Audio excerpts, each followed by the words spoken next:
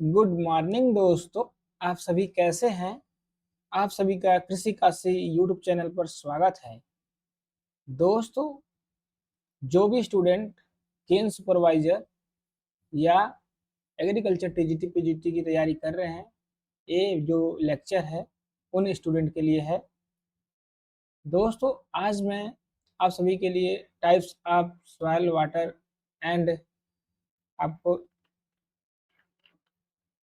यह soil moisture जो है कंटेंट, दो टॉपिक आप लोग को समझाऊंगा और इससे रिलेटेड जो भी क्वेश्चन एग्जाम में बने हैं प्रीवियस ईयर्स में उसको भी मैं सॉल्व कराऊंगा, जिसे आप देख सकते हैं, जिससे कि आपको और क्लियर हो जाए कि हाँ क्वेश्चन कैसे आते हैं एग्जाम में। तो आप वीडियो में लास्ट तक बने रहिएगा और अच्छे से अपनी तैयारी पूरी करिए। और यदि आपको केन सुपरवाइजर और एग्रीकल्चर से रिलेटेड जो टीजीटी पीजीटी का एग्जाम होने वाला है, जो वैकेंसी आने वाली है अभी, या तो इसी मंथ में या तो इस मंथ के लास्ट तक आ जाएगी, उसमें इनरोल होना चाहते हैं तो मेरे एप्लीकेशन कृषि काशी पर जाकर वहाँ पे इनरोल हो सकते हैं। वहाँ पे आपको सारी क्लासेस और पीडीएफ नोट्स मिलेंगे। तो दोस्तों, अब आगे बढ़ते हैं, सीधे टॉपिक पे आते हैं। टाइप्स सॉइल वाटर, मृदा जल के प्रकार। तो एक एक करके हम समझाते हैं। पहला है ग्रेविटेशनल वाटर, ये क्या होता है इसके बारे में हम लोग देखते हैं। उसको ड्रेनेज वाटर भी कहते हैं। हम लोग देख सकते हैं कि जो फील्ड कैपेसिटी से अधिक वाटर जो ग्रेविटी के कारण नीचे चले जाते हैं, ठीक है, रूट जोन से ड्रेन आउट हो जाते हैं, पौधे के लिए बहुत कम समय तक उपलब्ध होते हैं। तो मैं समझा दूं आप सभी को कि जो ग्रेविटेशनल वाटर होता है, अपना जो फील्ड कैपेसिटी होता है 0.1 बार से 0.33 बार तक होता है माइनस। क्या होता है कि जो जो वाटर, जो ग्रेविटेशनल वाटर होता है, ये पौधे को प्राप्त नहीं होता है। क्या होता है, ये बहुत ही कम मात्रा में पौधे इसको ले पाते हैं। जैसे मान लीजिए, सपोज करिए बारिश हुआ और पानी सॉइल के अंदर गया, और जो पानी है प्लांट को न मिलके आपको ड्रेनेज हो गया, लीच हो गया अंदर की ओर। आप देख रहे होंगे इसमें क्या होता है कि आप देख सकते हैं कि ग्रेविटी के कारण नीचे चले जाते हैं। वाटर जो है ग्रेविटी के कारण जो नीचे चले जाते हैं, इसी को हम लोग बोलते हैं क्या, ड्रेनेज वाटर भी बोलते हैं। ये ड्रेनेज वाटर भी इसको बोल सकते हैं। ग्रेविटी के कारण नीचे चला जाता है, रूट जोन से ड्रेन आउट हो जाता है। आप देख सकते हैं पौधे को बहुत ही कम मात्रा में ये वाटर मिल पाता है। तो ये आपको याद रखना पड़ेगा ग्रेविटेशनल वाटर क्या होता है। जो ये फील्ड कैपेसिटी से अधिक वाटर जो ग्रेविटी के कारण जो है नीचे चले जाते हैं, उन्हीं को हम लोग क्या होते हैं, ग्रेविटेशनल वाटर कहते हैं। जो ग्रेविटी के कारण आपका नीचे चला जाए तो उसी को ग्रेविटेशनल वाटर कहते हैं। ये आपको याद रखना पड़ेगा, ये क्वेश्चन बहुत पूछा जाता है, तो ये बहुत इंपॉर्टेंट है। अब इसको देखें, आगे हम लोग चलते हैं, देखते हैं कैपिलरी वाटर। कैपिलरी वाटर बहुत इंपॉर्टेंट है। क्यों? क्योंकि यही वाटर जो है प्लांट को अवेलेबल होता है, प्राप्त होता है। इसी वाटर को प्लांट अपने लेता है। इसमें क्या होता है कि जो कैपिलरी पोर्स होते हैं, जिसमें माइक्रो पोर्स में जो है ग्रेविटी के विरुद्ध रिटेंड रहता है, पौधे के लिए अवेलेबल वाटर इसी को कहते हैं। कैपिलरी वाटर को ही अवेलेबल वाटर कहते हैं। इसको आपको याद रखना है। लगभग 1/3 से 31 बार के बीच में पाया जाता है। ये भी एग्जाम में पूछा जाता है कि कैपिलरी वाटर किसके किसके बीच में पाया जाता है। तो 1/3 से लेके 31 बार के बीच में कैपिलरी वाटर पाया जाता है। क्या होता है कि कैपिलरी वाटर जो पोर्स होते हैं, जो सॉइल में पोर्स होते हैं, जो माइक्रो पोर होते हैं, उसमें वाटर होते हैं। और जो मैक्रो पोर होते हैं उसमें एयर भरे होते हैं। आपको ये याद रखना पड़ेगा कि जो आपका वाटर होता है वो माइक्रोपोर में होता है, जो एयर होता है माइक्रोपोर में होता है, जो वाटर होता है माइक्रोपोर में जो होता है एयर होता है। ये आपको याद रखना पड़ेगा, जिससे आप आसानी से समझ पाएंगे। इसमें क्या होता है, इरिगेटेड क्रॉप्स के लिए सबसे महत्वपूर्ण इसमें सॉइल वाटर यही है आपका। क्या है, कैपिलरी वाटर। इसी के माध्यम से पौधे अपने रूट से अपने जल को लेते हैं, ये भी याद रखना है आपको। तो कैपिलरी वाटर बहुत ज़्यादा इंपॉर्टेंट है। तो आप देख सकते हैं, इसको ये भी याद रखिए, लगभग 1/3 से 31 बार के बीच होता है। आगे चलते हैं, नेक्स्ट जो है अपना हाइड्रोस्कोपिक वाटर, आर्द्रताग्राही जल। सॉइल पार्टिकल के चारों ओर बहुत पतली लेयर के रूप में ये क्या रहते हैं, देख रहे हैं कि ये सॉइल पार्टिकल है आपके, उसके लेयर के ऊपर बहुत पतली लेयर के रूप में ये पानी है, सॉइल पार्टिकल है, उसके जो बहुत पतली लेयर के रूप में जो है, ठीक है, एब्जॉर्प्शन फोर्स से टाइटली वो क्या है, बंधा हो रहता है, जो है एब्जॉर्प्शन फोर्स से टाइटली क्या है, हेल्ड है, मतलब बंधा हुआ है। आप देख सकते हैं जो है कैपिलरी पोर्स में फ्रीली मूव नहीं करता है। तो आपको मैं बता दूं, इसमें क्या होता है कि मिट्टी में मौजूद पानी का जो है रूप गुरुत्वाकर्षण के साथ नीचे नहीं जाता है, इस ये जो है मिट्टी में ही हल्का पतला लेयर बना रहता है, ये ग्रेविटेशनल के कारण फोर्स इसमें नहीं लगते हैं, जिसके कारण ये वाटर नीचे नहीं जाता है, ये मिट्टी में हल्का चिपका होता है, ये आपको याद रखना होता है। लेकिन ये पौधे को अवेलेबल नहीं होता है, ये आपको याद होना चाहिए। दोस्तों मैं 3 पढ़ा दिया, इसमें क्या क्या है, आपका पहला ग्रेविटेशनल वाटर पौधे को बहुत कम मात्रा में प्राप्त होता है, और जो है कैपिलरी वाटर पौधा को यही जो है पौधे को लिए अवेलेबल होता है, बेस्ट होता है, इसको आपको याद रखना है। और नेक्स्ट है क्या, हाइड्रोस्कोपिक वाटर, ये पौधे के लिए बिल्कुल अवेलेबल नहीं होता है, ये तीनों आपको याद रखना पड़ेगा। पहला क्या है, ग्रेविटेशनल थोड़ा हल्का बहुत कम पौधे के लिए बहुत कम मात्रा में उपयोग करता है, मतलब मिलता है उसको। और कैपिलरी मतलब अवेलेबल वाटर ही उसको बोलते हैं। और हाइड्रोस्कोपिक जो है, इसमें क्या होता है कि पौधे को वाटर बिल्कुल नहीं अवेलेबल होता है, हाइड्रोस्कोपिक वाटर, इसमें ग्रेविटेशनल फोर्स बिल्कुल नहीं लगते हैं, ये भी आपको याद रखना है।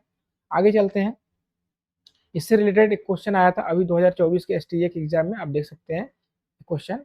अभी तो क्वेश्चन में बहुत सारा निकाल सकता था, लेकिन आप लोग का क्लास लेना था, इसलिए मैंने कुछ ही क्वेश्चन एक दो पेपर से निकाले हैं। आप देख सकते हैं कि बोल रहा है form of water present in in the soil which does not move with gravity. तो मिट्टी में मौजूद पानी के रूप में गुरुत्वाकर्षण के साथ नहीं चलता है। तो मैं आपको बताया था कि आपको हाइड्रोस्कोपिक वाटर है, उसमें ग्रेविटेशनल फोर्स वगैरह नहीं लगता है, वो जो मिट्टी होता है वो मूव नहीं करता है, सॉरी, वो जो पानी है मूव नहीं करता है, इस सॉइल के पार्टिकल के चारों तरफ हल्का वो एक लेयर जैसा बना रहता है, ये मूव नहीं करता है, और प्लांट के अवेलेबल भी नहीं होता है, तो इसको हाइड्रोस्कोपिक वाटर कहते हैं।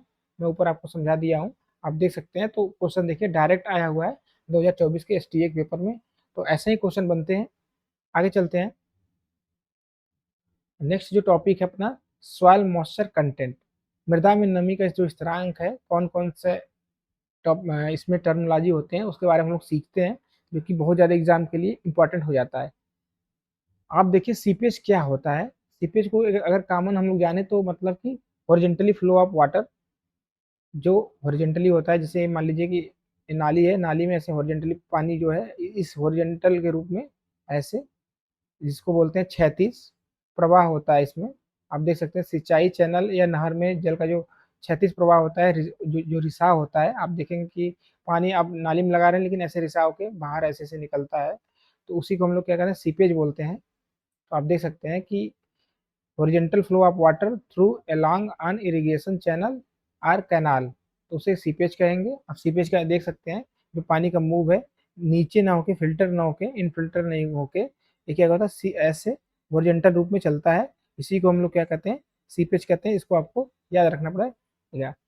ये क्या है, हॉरिजेंटली फ्लो ऑफ वाटर है, इतना याद रखे, या तो आप क्षैतिज प्रवाह हिंदी वाले मीडियम वाले ऐसे याद कर सकते हैं।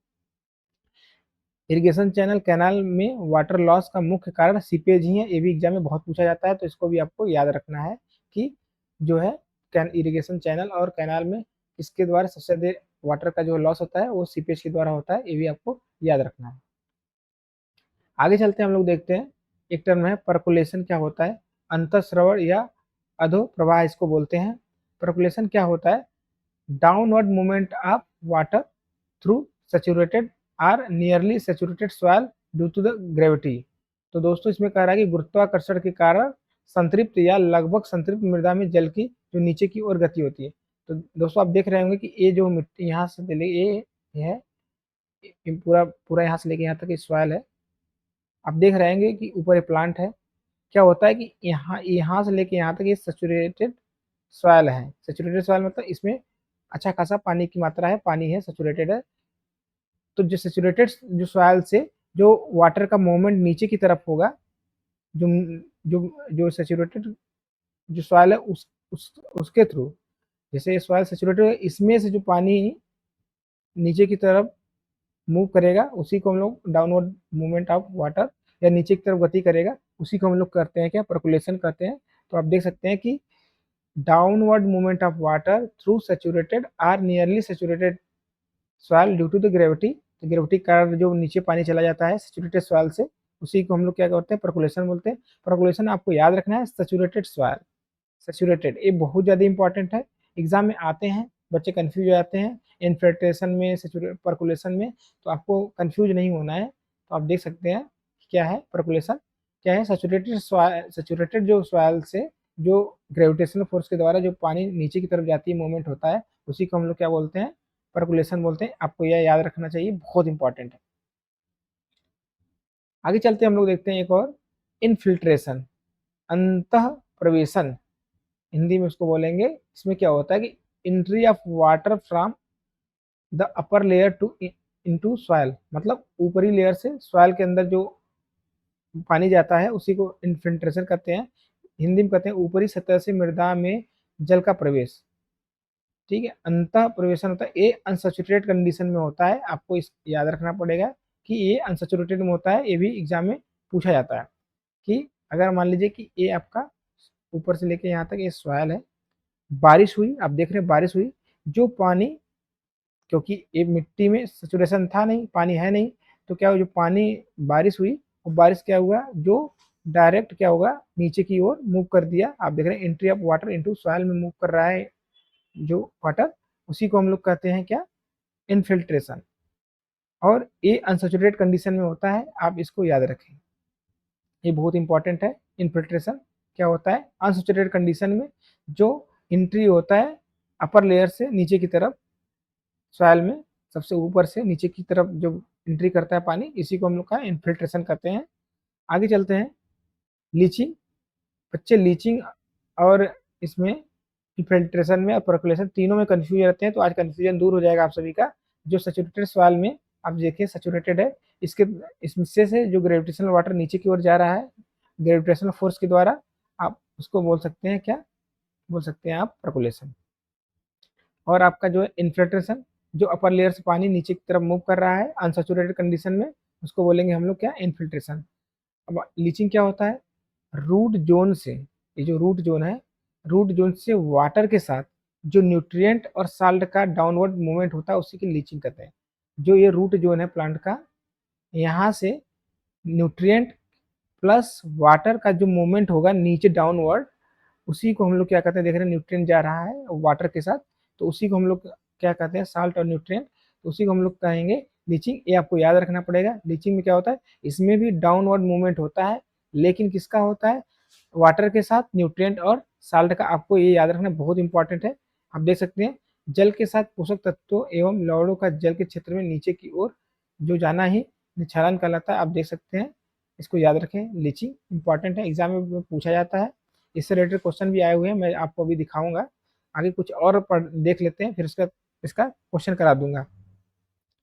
आगे चलते हैं, हम देखते हैं कि जो है फील्ड कैपेसिटी, ये बहुत ही ज़्यादा इंपॉर्टेंट है। फील्ड कैपेसिटी क्या होता है, जिसे क्षेत्र क्षमता कहते हैं हम लोग, फील्ड कैपेसिटी। इरिगेशन के 2 से 3 दिन बाद जो ग्रेविटेशनल वाटर के ड्रेनेज के बाद सॉइल मॉइस्चर जो रिलेटिवली स्टेबल हो जाते हैं, रुके रहते हैं, उसी को हम लोग कहते हैं फील्ड कैपेसिटी। जो फील्ड कैपेसिटी का जो टेंशन होता है, जो कितने बार तक होता है, -0.1 से -0.33 बार, उसको 1/3 एटम भी कहते हैं। आप देख सकते हैं, आप देख सकते हैं जो ये आपका सॉइल है मान लीजिए, तो जो लार्ज पोर होते हैं, सॉइल पोर होते हैं, उसमें क्या होते हैं, टाइटली एयर भरे होते हैं। आप देख सकते हैं ये एयर है।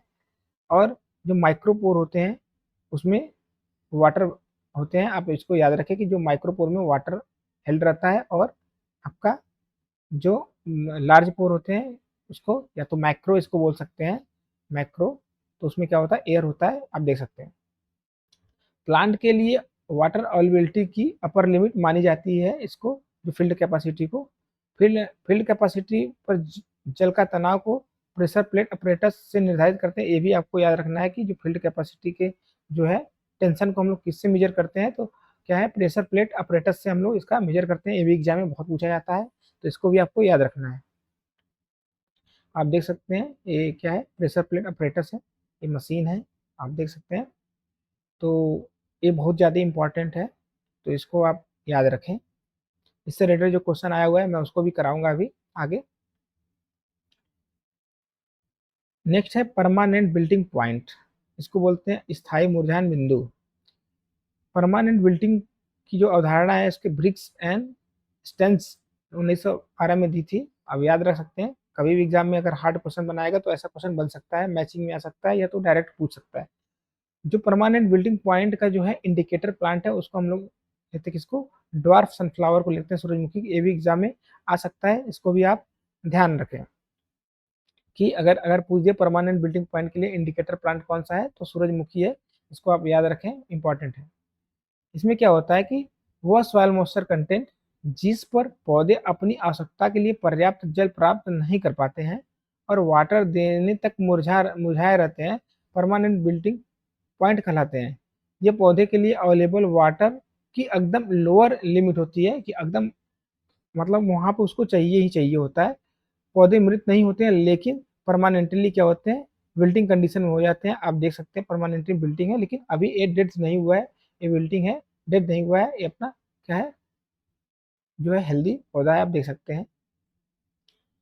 तो आप देख सकते हैं कि विल्टिंग तो हो जाएगा लेकिन मतलब कि अभी वो डेथ नहीं करेगा, ये परमानेंट विल्टिंग है। आप देख सकते हैं इसमें क्या होता है, soil moisture tension permanent wilting point का -15 बार होता है। ये बहुत ज़्यादा एग्जाम में पूछा जाता है। इस सैचुरेशन के स्टेज पे रहता है, मतलब 0। और जैसे जैसे हम लोग आगे जाते हैं ये फील्ड कैपेसिटी आपका -0.3 से 0.33 -0.1 से 0.33 एटम होता है, ये भी आपको याद रखना है। जो अपना एक ये होता है परमानेंट बिल्टिंग पॉइंट। इसके बाद जो होता है विल्टिंग कोफिशिएंट, इसके बाद हम लोग क्या पढ़ेंगे, ये और लेवल वाटर। अभी आगे चलते हैं, ये अपना है परमानेंट बिल्टिंग पॉइंट। आगे चलते हैं हम लोग देखते हैं विल्टिंग कोफिशिएंट क्या होता है, जिसको मुरझान बिंदु कहते हैं हम लोग, मुरझान गुणांक। तो विल्टिंग जो कोफिशिएंट है रूट जोन में, ठीक है, परमानेंट विल्टिंग के समय मौजूद मॉइस्चर परसेंटेज को विल्टिंग कोफिशिएंट या क्रिटिकल मॉइस्चर पॉइंट कहते हैं। जब विल्टिंग जो परमानेंट विल्टिंग पॉइंट के जब उस स्थान पर रहता है पौधा जहाँ पे पौधे की बहुत ही कम मात्रा में जो है मॉइस्चर रहते हैं, वो मॉइस्चर क्या होता है कि देख रहे हैं मॉइस्चर परसेंटेज जो होता है विल्टिंग कोफिशिएंट उसको कहते हैं, जो रूट जोन में परमानेंट विल्टिंग के समय मौजूद हो। मॉइस्चर परसेंटेज को विल्टिंग कोफिशिएंट कहते हैं, ये आपको याद रखना है। आप देख सकते हैं कि परमानेंट विल्टिंग होता है रूट जोन में स्थायी मुरझान के समय की नमी, जो नमी उस समय उपस्थित रहती है परमानेंट विल्टिंग टाइम के समय, थोड़ा बहुत जो रूट के आसपास जो नमी है उसी को हम लोग बोलते हैं क्या, विल्टिंग कोफिशिएंट। आपको याद रखना है। अर्थ देखिए क्या है, स्थायी मुरझान के समय जड़ क्षेत्र की मृदा में उपस्थित नमी का प्रतिशत, जो आप देख सकते हैं परमानेंट विल्टिंग पॉइंट के समय जो भी जड़ के समीप जो नमी है उसी को हम लोग विल्टिंग कोफिशिएंट कहेंगे, इसको आपको याद रखना है। आगे चलते हम लोग देखते हैं और लेवल वाटर, जो कि आज का सबसे इंपॉर्टेंट सबसे महत्वपूर्ण जो कि एग्जाम में सबसे ज़्यादा पूछा जाता है। तो आप देख सकते हैं उपलब्ध जल क्या होता है, और लेवल वाटर की अवधारणा जो है किसने दिया था, क्या वीहमायर ने दिया था, आप देख सकते हैं, ठीक है, हेनरिक क्लासन, आप इसको भी याद रखें। तो ये सबसे ज़्यादा इंपॉर्टेंट इसलिए क्योंकि ये पौधे को यही जो वाटर है आसानी से उपलब्ध होते हैं, और लेवल वाटर इसी को बोलते हैं। आप देख सकते हैं यह वह सॉइल मॉइस्चर है जो मैक्सिमम प्लांट यूज के लिए अवेलेबल होती है। तो आप डायरेक्ट इसको याद रख लें कि अवेलेबल वाटर ही जो है प्लांट को सबसे ज़्यादा अवेलेबल होता है। इसका जो है रेंज आपको याद रखना है, बहुत ज़्यादा एग्जाम में पूछता है कि रेंज क्या है।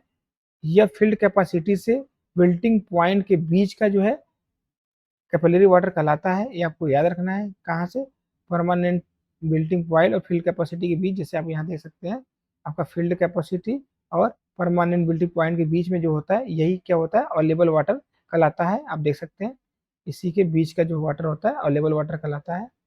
आप देख सकते हैं साफ साफ लिखा हुआ है कि यह फील्ड कैपेसिटी से परमानेंट बिल्टिंग पॉइंट के जो बीच का जो है, इसको कैपिलरी वाटर कहते हैं, वाटर होता है, यही जो है इसको फिल्ड, इसी को क्या बोलते हैं, अवेलेबल वाटर या कैपिलरी वाटर भी कहते हैं।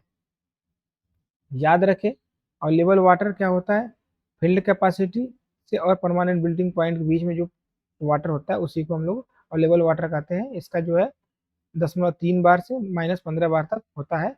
एग्जाम में बहुत पूछा जाता है, अब ये भी देख सकते हैं 0.3 बार से, ठीक है, -15 बार तक माइनस यहाँ से होता है, इसको हम लोग अवेलेबल वाटर कहते हैं। एग्जाम में बहुत बार पूछा जा चुका है। आगे चलते हैं, जो आज का लास्ट है ये अल्टीमेट विल्टिंग पॉइंट, अंतिम मुरझान बिंदु, वह मॉइस्चर कंटेंट जिस पर विल्टिंग कंप्लीट हो जाता है और प्लांट डाई कर जाते हैं। तो अगर पौधे को सही टाइम पे अगर पानी नहीं दिया गया, ठीक है, तो विल्टिंग परमानेंट विल्टिंग पॉइंट से फिर वो आ जाता है अल्टीमेट विल्टिंग पॉइंट पर, अंतिम मुरझान पे आ जाता है। अगर इस समय पानी नहीं दिया जाएगा तो विल्ट करके वो प्लांट कर डाई कर जाएगा। आप देख सकते हैं ultimate wilting point soil moisture जो टेंशन होता है -60 बार होता है तक हो सकता है। आप देख सकते हैं, इसको याद रखें, एग्जाम में आ सकता है और एग्जाम में आया है, अब मैं आपको भी दिखाऊंगा। आप देख सकते हैं विल्टिंग कंप्लीट हो जाता है, प्लांट डाई हो जाते हैं, आप देख सकते हैं यहाँ पर।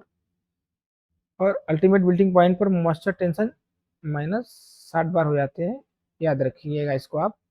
आगे चलते हैं, हम लोग इससे रिलेटेड क्वेश्चन देखते हैं।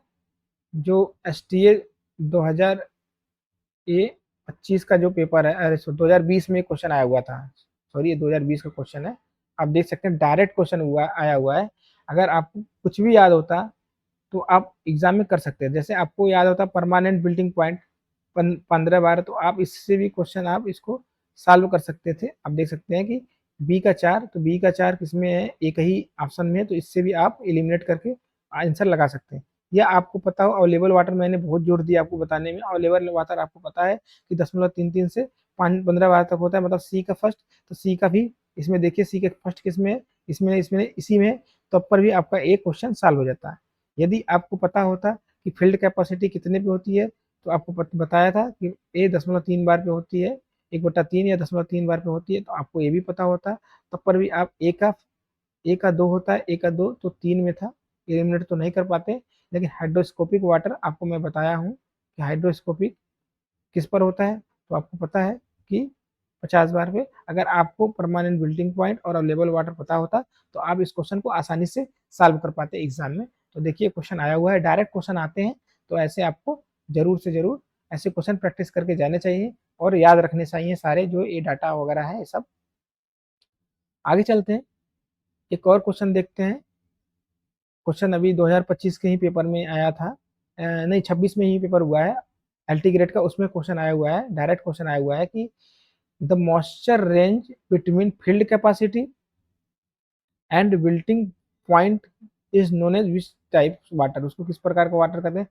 क्षेत्र क्षमता मुरझान बिंदु के बीच की नमी की सीमा को किस प्रकार के जल के रूप में जाना जाता है, तो उसको अवेलेबल वाटर के रूप में जाना जाता है। अभी मैंने आपको बताया, ऊपर समझाया है, आप देख सकते हैं यहाँ पर अवेलेबल वाटर, आप देख सकते हैं फील्ड कैपेसिटी और बिल्डिंग परमानेंट बिल्डिंग पॉइंट के बीच का जो वाटर है उसको अवेलेबल वाटर कहते हैं। डायरेक्ट क्वेश्चन आ रहे हैं, तो इस टॉपिक को आप अच्छे से पढ़ें, इससे क्वेश्चन बिल्कुल आएंगे, तो आप सॉल्व कर ले जाएंगे और आप एक सीट केन सुपरवाइजर हो या आपका टीजीटी पीजीटी हो उसमें एक सीट पक्का कर ले जाएंगे। आगे चलते हैं, हम लोग देखते हैं, कुछ मैंने क्वेश्चन बनाए हुए हैं आप सभी के लिए, आप इसमें देखिए बहुत अच्छे अच्छे क्वेश्चन है। जैसे सीपेज क्या होता है, सीपेज इसमें क्या मैच करना है, एक दूसरे को मैच करना है। फर्स्ट को किससे मैच करें, सीपेज क्या होता है, हॉरिजॉन्टली फ्लो ऑफ वाटर होता है, तो फर्स्ट का बी होगा, तो फर्स्ट का बी आप देख सकते हैं किस में है, फर्स्ट का बी एक ही ऑप्शन में है, तो यहाँ से भी आप एलिमिनेट कर सकते हैं। एक मेथड आपको लोग को एलिमिनेशन का बहुत जरूरी होना चाहिए कि आप पहले देखिए फर्स्ट का अगर बी है, फर्स्ट का अगर बी है तो आप देखिए कि फर्स्ट में बी किस में है, तो बी इसमें नहीं तो इसको एलिमिनेट कर दीजिए। ठीक, इसमें भी फर्स्ट का बी नहीं तो एलिमिनेट कर, इसको भी नहीं करें, तो आपके पास बचा ए और नन ऑफ दीज, तो एक दो और मिला लीजिए, अगर आपको लग रहा है सही है तो उसको आप आंसर टिक कर सकते हैं। जैसे परकुलेशन हो गया आपका, परकुलेशन क्या होता है, आपको परकुलेशन मैंने बताया था सेचुरेटेड सॉइल में होता है, वो डाउनवर्ड मूवमेंट वो भी होता है। और इन्फिल्ट्रेशन क्या होता है, अब वाटर का एंट्री इनटू सॉइल में इन्फिल्ट्रेशन होता है, आपको बताया था। परकुलेशन क्या है, डाउनवर्ड मूवमेंट ऑफ वाटर, ये सैचुरेटेड में होता है। लेकिन न्यूट्रिएंट और ये भी आपको पता है कि लीचिंग क्या होता है, डाउनवर्ड मूवमेंट ऑफ वाटर के साथ साल्ट और न्यूट्रिएंट का डाउनवर्ड होता है। तो इससे आप क्वेश्चन आसानी से कर सकते हैं। आप देख सकते हैं ऐसे क्वेश्चन बनते हैं, इसलिए मैंने कुछ प्रैक्टिस के लिए आपके लिए रख दिया है। आप देख सकते हैं क्वेश्चन नंबर 2 क्या है, फील्ड कैपेसिटी संबंधित है, किससे संबंधित है, upper limit of available water. आपको मैंने पहले ही बताया, अवेलेबल वाटर जो अपर लिमिट है उसका, उसको फील्ड कैपेसिटी कहते हैं। परमानेंट बिल्टिंग पॉइंट का इंडिकेटर प्लांट क्या है, तो ड्वार्फ सनफ्लावर है।